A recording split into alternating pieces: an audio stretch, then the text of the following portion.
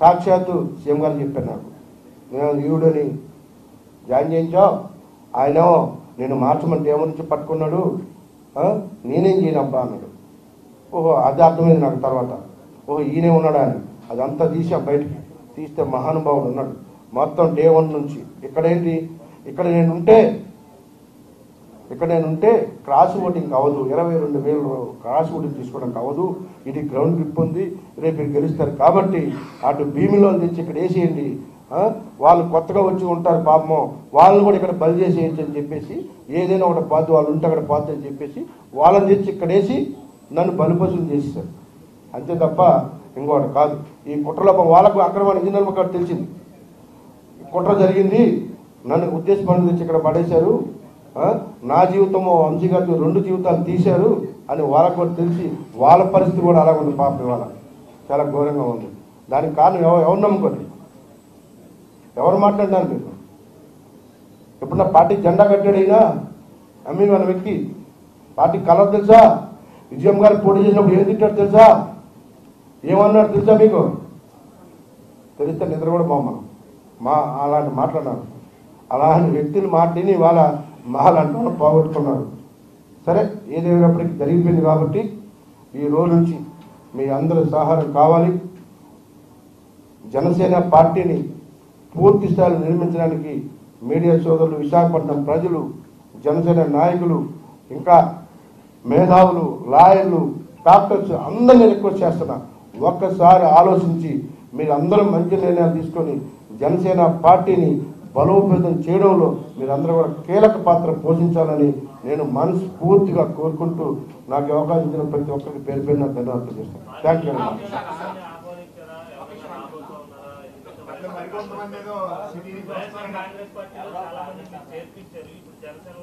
వైఎస్ఆర్ కాంగ్రెస్ పార్టీలో దాదాపుగా నాయకులు కావచ్చు ఉన్న 50% నేను తయారు చేశాను.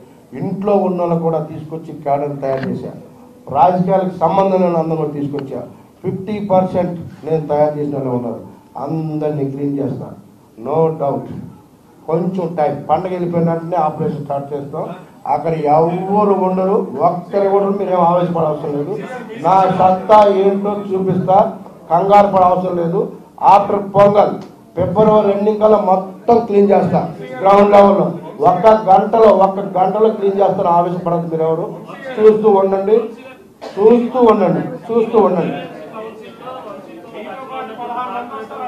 20 మంది కాదు, 30 మంది ఉన్నారు. 8 మంది చెప్తా ఉన్నా 20 మంది కాదు, 30 మంది ఉన్నారు. ఈ రోజు కాదు, ఆ రోజు అన్నా మీరు చేయొత్తండి. మేయర్గా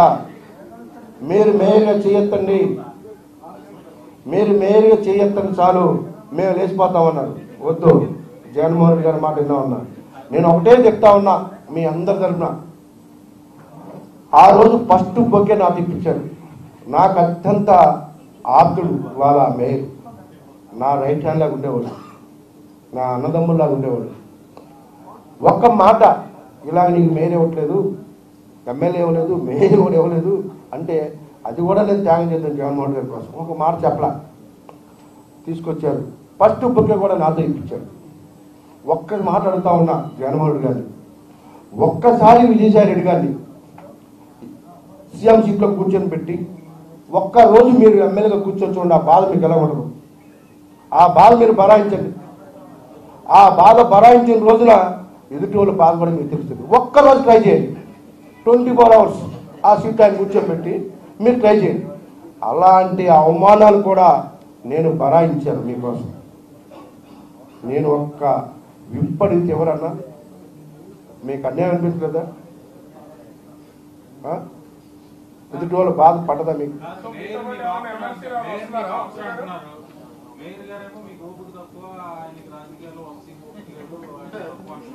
మీరు ఇన్ని కష్టాలు భరాయించి నాకు ఓపిక తక్కువ అంటే మీరు ఎలా నమ్ముతారు?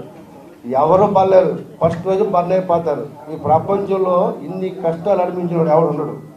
అన్ని అనిపించనంటే ఎంత ఓపిక ఉంటుందో ఒకసారి గుర్తుపెట్టుకోండి. రాజకీయంగా నా అంత ఓపిక ఎవరు ఉండరు.